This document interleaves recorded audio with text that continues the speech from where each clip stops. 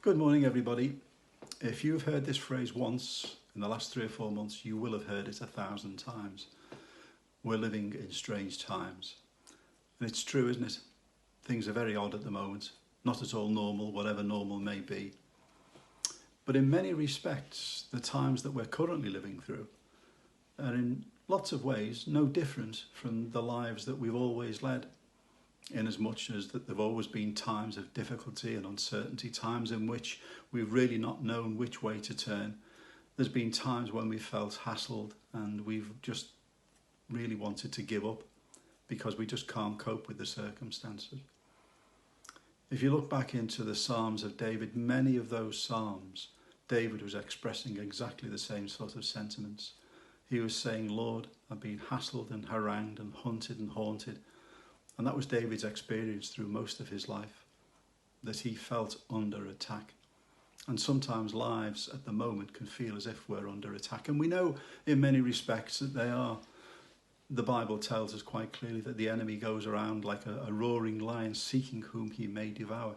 We know that sometimes our opposition comes directly from the enemy. Sometimes it's just circumstances of life. Sometimes it's a consequence of things that we've done and we just have to live with the consequences. But nonetheless, David was able to write in verse 14 and 15 of Psalm 31, "But I trust in you, Lord. I say, you are my God. My times are in your hands." And many times in my life, I've had to fall back on that because many times in my life, I've not been able to make sense of life.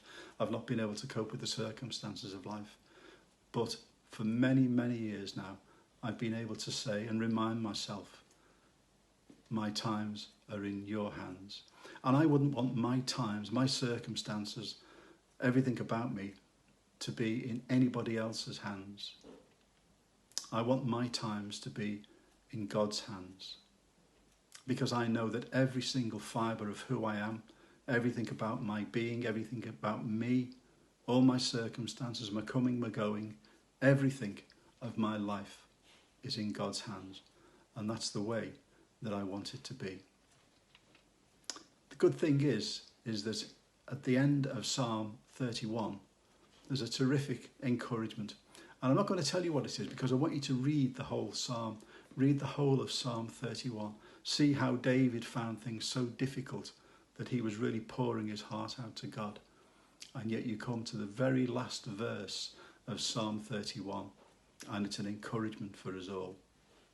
So be encouraged. Our times are in his hands.